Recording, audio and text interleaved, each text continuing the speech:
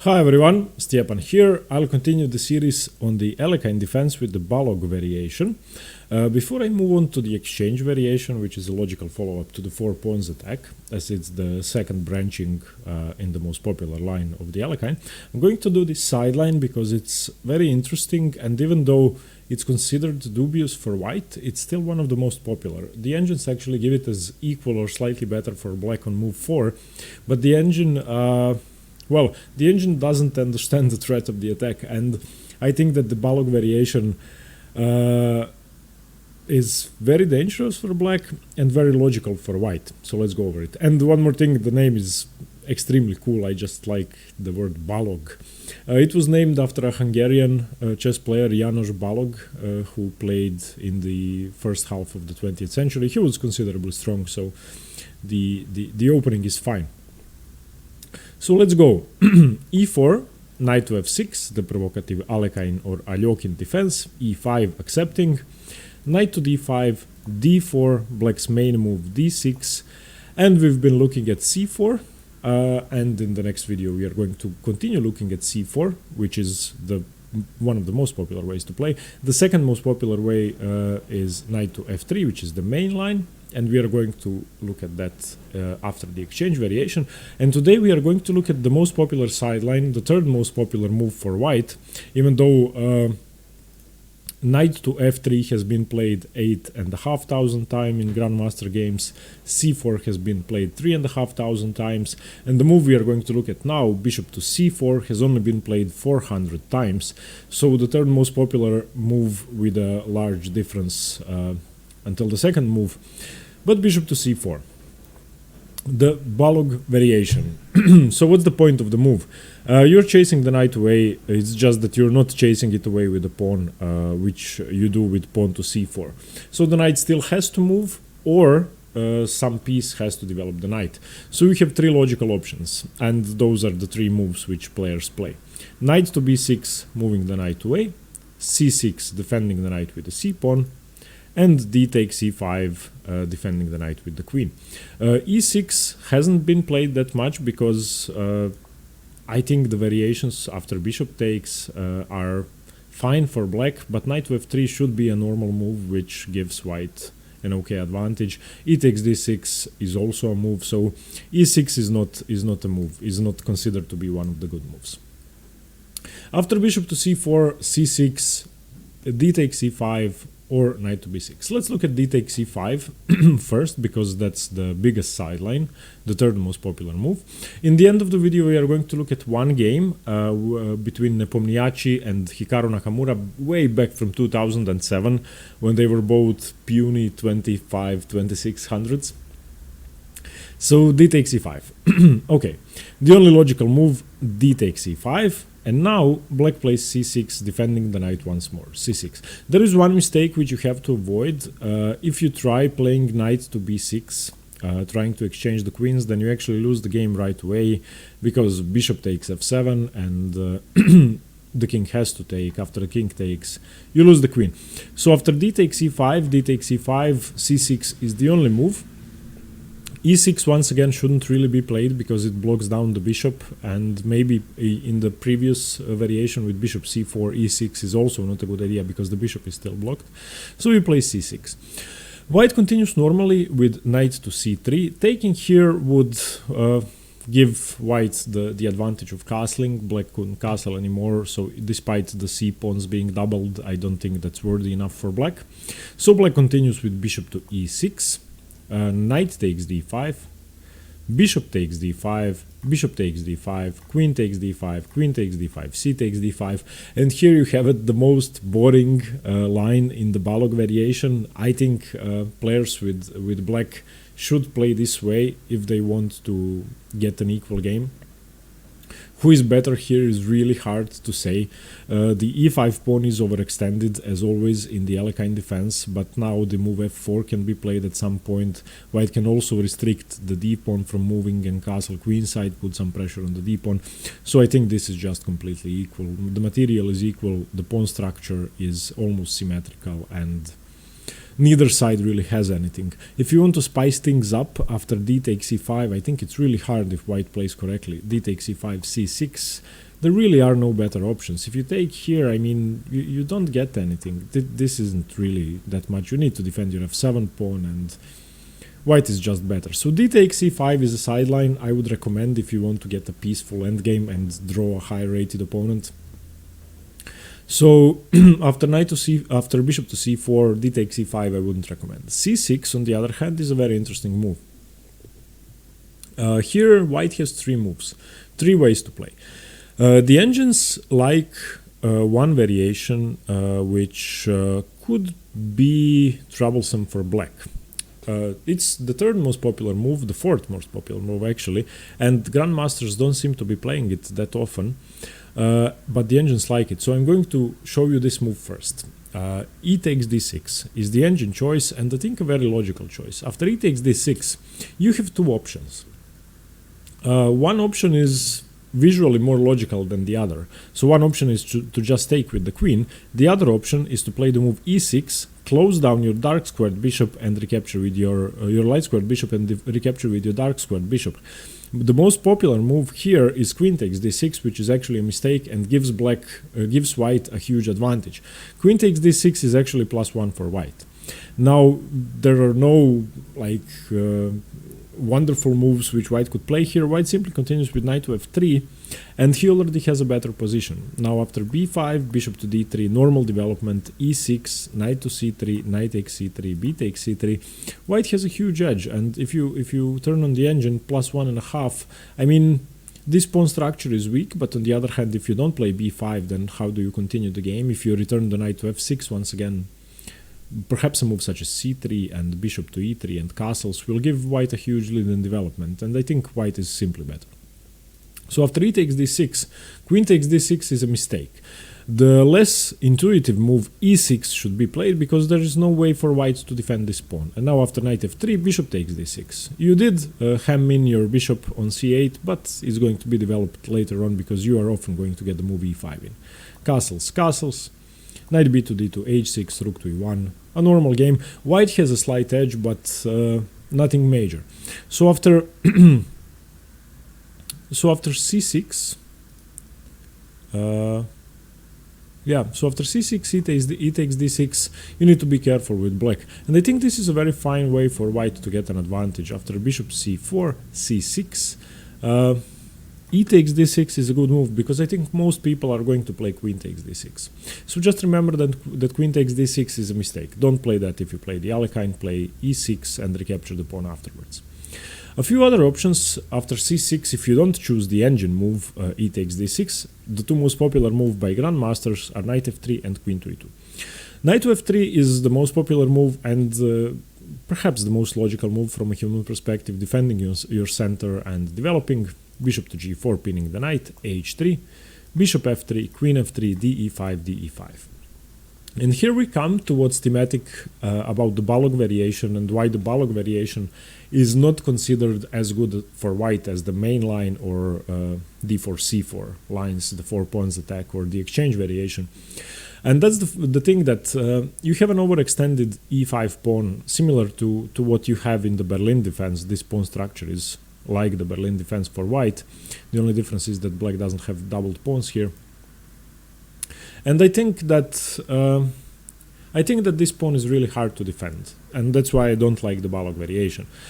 After d5 here, white has an advantage because he has active pieces. He is closer to castling. He can attack the f7 square and get an initiative, but if some of the pieces get traded off, if you are playing an experienced opponent, then you don't really have that much, and you're going to end up with a weakness on e5. So after c6, knight to f3 doesn't really give white that much in my opinion. Queen to e2 is another move which, I don't know, d5, bishop f5, activity for black, knight f3, e6, castles, knight d7, h3, basically transposing to the line we just saw, almost transposing, and once again, not that much for white. The weakness on e5 is here, and that's the downside of the Balogh variation. So c6, to conclude this variation, c6 is a very good move for black. I think c6 makes a lot of sense, even though it's not the most popular move. Knight to b6 is the main move. c6, whatever white chooses to play, knight to f3 or queen to e2, gives an okay game for black. So I would recommend for white that if c6 is played, you do take on d6, the engine move, because even though it's visually not appealing, it makes a lot of sense. If you are going to be left with this weakness on e5, why not get rid of it? So e takes d6, queen takes d6, once again a mistake, but even the main move, e6, knight f3, bishop d6, castles, knight b2, d2, rook e1, you don't have the weakness anymore, you can always play c3. Black still needs to do something about the bishop, and the defender is missing from f6, so it's going to be easier to attack, and very often the knight is going to have to come back. So I think c6 should be met with e takes d6. Okay, the main move is knight to b6, by far the main move, and probably the best move. Now the only move you have here is bishop to b3, sort of like in the main line of the classical Caro-Kann. If white plays after knight to b6 bishop to d3, which we are going to see in the game Nepomniachtchi-Nakamura, then black should punish this quickly. This move is a mistake. It doesn't keep pressure on the f7 pawn, it doesn't leave the bishop on the most active diagonal, which was the point of the Balogh variation in the first place. You want to accept central weaknesses on e5, but you want piece activity, and bishop to d3 just gets rid of your attacking potential. And now the only way for black to punish this, and black is already better here, d5, d5, knight c6, putting pressure on the pawn, knight f3, bishop g4, once again putting pressure on the pawn, queen e2, bishop takes f3, queen takes f3, and now knight takes e5. I think that this is just huge for black. Black is winning. You have queen b7, but knight d3, c d3, queen d3, knight c3, e6, queen c7. Black has too much here, and black should be much better. So the move bishop to d3, even though it might seem logical, shouldn't really be played. Okay, before I continue, I'm going to show you how the game Nepomniachtchi-Nakamura went. Okay, so we are in this position, bishop to c4, knight to b6, and here Nepomniachtchi played bishop to d3, which was a mistake. And Nakamura didn't open the center immediately, which I've just shown you, which is the best move. He played passively with knight to c6, and now this gave Nepomniachtchi a chance to dissolve his e5 weakness, which we saw in the previous variation with c6. So now e takes d6, c takes d6, and black's advantage is gone. Now white doesn't have any more problems. If you can achieve this structure with c4 and c3, or pawn on c2, then you are going to be fine. The knights are slightly misplaced, and white is equal, if not slightly better. c3, and now getting a sort of exchange Caro-Kann structure for white. g6, h4, not wasting any time. h5, knight to d2, bishop g7, knight e4, bishop g4. And I wanted to show you this game because this doesn't look like an Alekhine defense. And very often the Balogh variation, if both players don't play perfectly, is going to be completely chaotic. And this is why I think it's a great surprise weapon for white to have against stronger opponents. If you know what you're doing, you can get black into unknown waters, which might be good for you.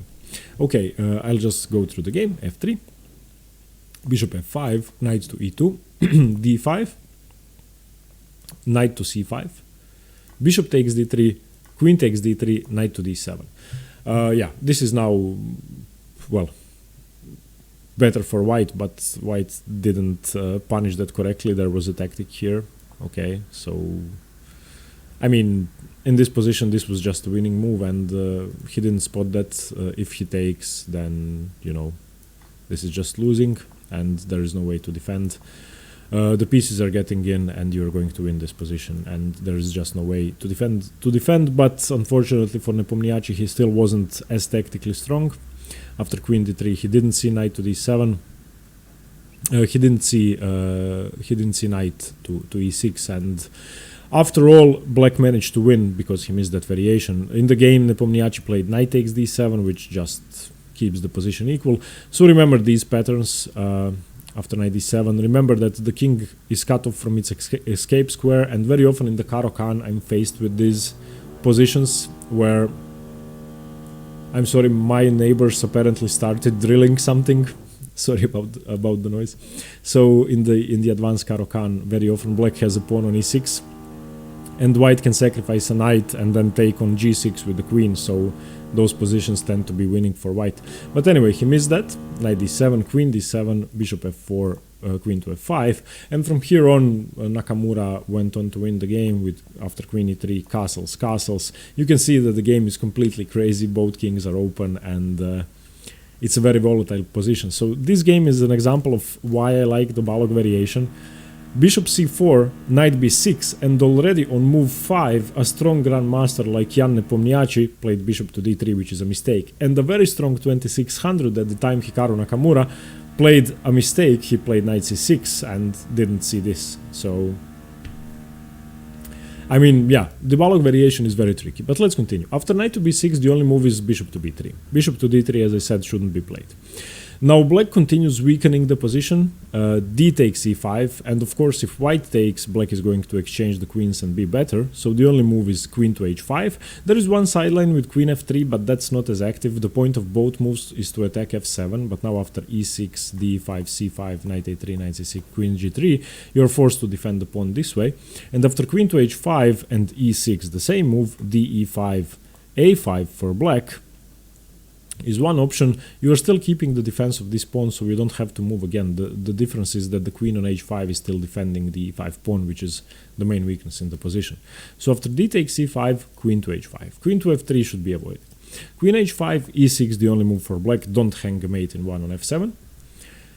d takes c5, recapturing the pawn now. And here is the biggest branching of the ways.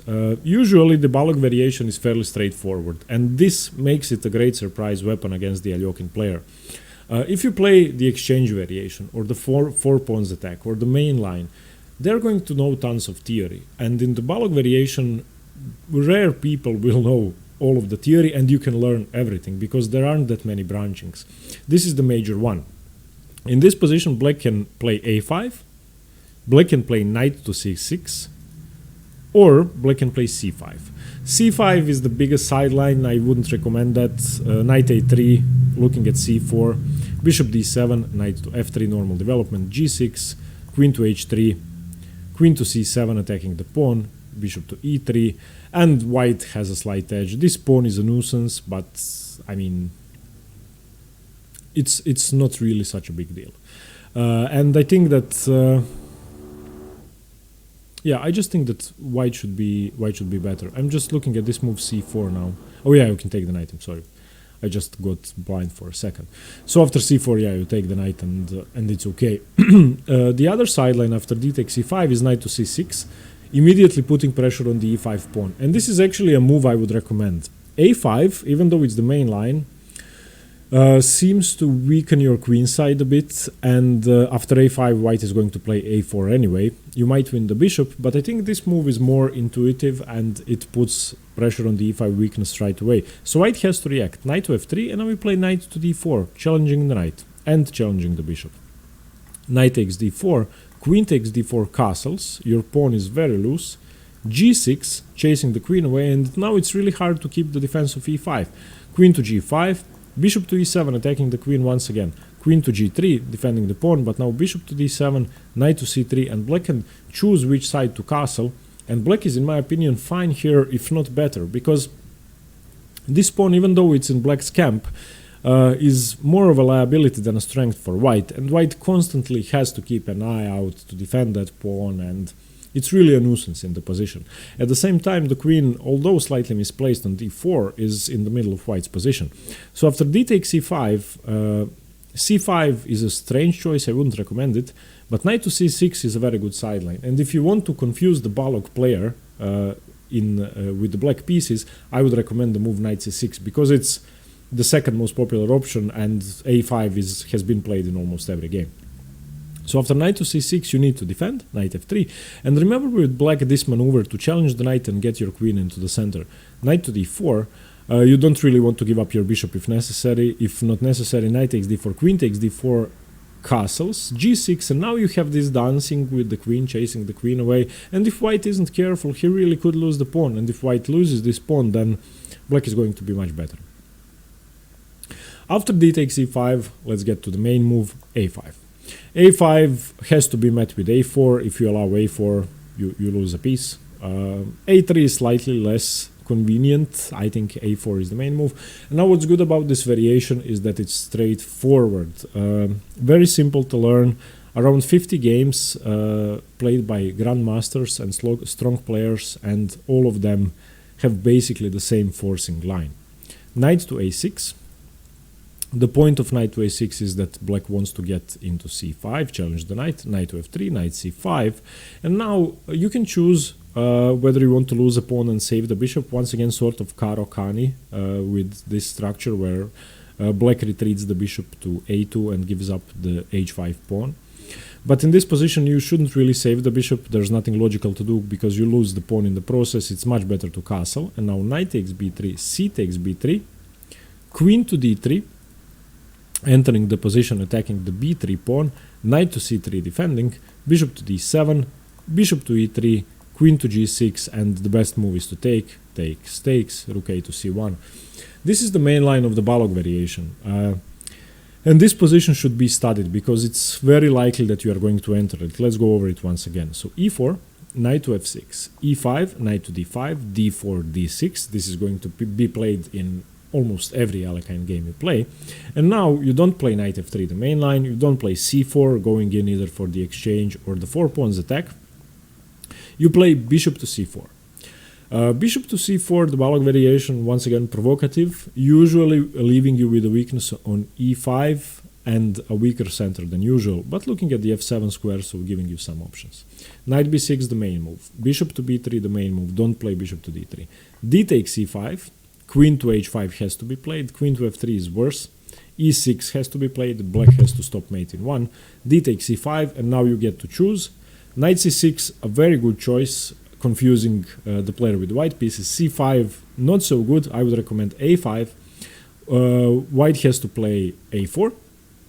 Knight to a6. This move is essential. Knight to c6 does look at the e5 pawn, but this way you can win the bishop. Knight to f3. White has to continue his development and castle. So now knight to c5, giving up the bishop and castling. Knight takes, pawn takes, queen d3, looking at the b3 pawn, defending, bishop d7, developing a piece, bishop e3, developing his last minor piece, preparing to play rook to d1, queen g6, getting away from that, exchanging, rook a to c1 is the logical square for the rook. So this is the Balogh variation, and this position, if you look at its features, the knight is restricted on b6 for black. Very often white is going to capture that knight and double the pawns, but in my opinion you should be looking for a plan with knight to e4 if possible, putting pressure on the c7 pawn, and if the c7 pawn ever moves, then your knight can really easily jump into d6, and I've seen this happen. If you manage to get this maneuver knight e4, knight d6 and provoke the c pawn to move, then you're going to be left with the passed pawn on d6. You could continue this position with rook to c2, rook f to c1, and then knight to e4. This is, I think, the most logical plan for white. On the other hand, black does have the open h-file towards the white king, and he might be able to create some attacks. You can always go for a plan with f6. So for black, I would recommend castling queenside, placing your bishop on c6 to defend the c7 weakness, playing f6, getting rid of this annoying e5 pawn and opening up some more lines, doubling up your rooks on the h-file and attacking. So all in all, it's an imbalanced position which gives play to both sides, which is what's great about the Alekhine defense. It's never boring, and the player with the black pieces can always play for a win. If you play the Alekhine, beware of the Balogh variation. Learn how to play against it. Study these lines a few more times. If you play the Balogh variation with white, remember black's thematic moves and know that you are going to be left with a weakness on e5 in almost every game. Okay, thank you very much for watching. The next video will be on the exchange variation, which is, I think, the best way for white to play, so I'm really excited about that. Let me know what you think about this line, about the Balogh variation, and once again, I really appreciate the support. Thanks very much for helping me out, and thank you for leaving such wonderful comments on the channel. It really does mean a lot. Thanks very much. See you later. Stay tuned for more chess. Bye bye.